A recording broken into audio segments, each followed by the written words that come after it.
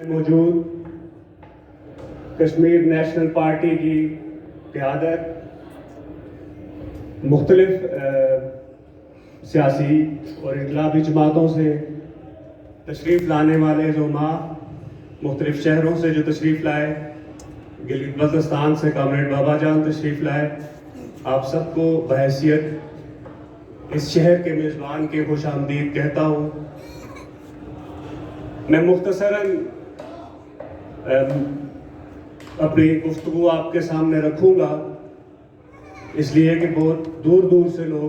تشریف لائیں افضال سہریہ صاحب کو خراج عقیدت پیش کرنے کے لیے۔ آج کا یہ دن افضال سہریہ صاحب کی دوسری برسی جو ہم منا رہے ہیں۔ افضال سہریہ صاحب جموں کشمیر کی قومی آزادی میں ان کا کردار ہو یا عوامی حقوق کے لیے ان کی جدوجہد ہو، وہ یقیناً ہم سب کے لیے مشعل راہ بھی ہے۔ اور افضال سہریہ صاحب کی یہ جدوجہد ہم لوگ بہت عرصے سے ہمارا اور ان کا ایک ساتھ تھا، ہم بہت جونیئر تھے ان سے، لیکن ہمیں کبھی بھی افضال سہریہ صاحب کے کردار سے یہ محسوس نہیں ہوا کہ وہ ہمارا اور ان کا بہت زیادہ ایج گیپ ہے یا اسٹرگل کے اندر ہمارا اور ان کا بہت گیپ ہے۔ اس کے علاوہ ہمارا اور ان کا جماعتی اختلاف، مختلف جماعتوں میں ہم موجود تھے، لیکن افضال سہریہ صاحب ہم قوم پرستوں کے اندر، مظفر آباد کے اندر وہ شخصیت تھے کہ جس شخص کے اندر کسی طرح کا جماعتی تعصب یا کسی طرح کی بائسنس ہمیں کبھی بھی نظر نہیں آئی۔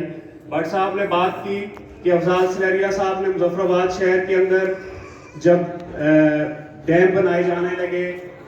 تو اس وقت پریس کانفرنس کی، ہم اس وقت میں کالج کا اسٹوڈنٹ تھا،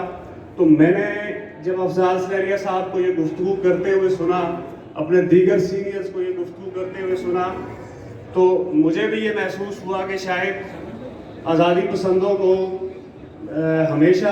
کسی بھی ڈیولپمنٹ کے خلاف گفتگو کرنے کی عادت ہے، تو افضال سہریہ صاحب بھی پاکستان کی طرف سے اتنے بڑے پروجیکٹ کی انسٹالیشن کے خلاف گفتگو کر رہے ہیں، لیکن جب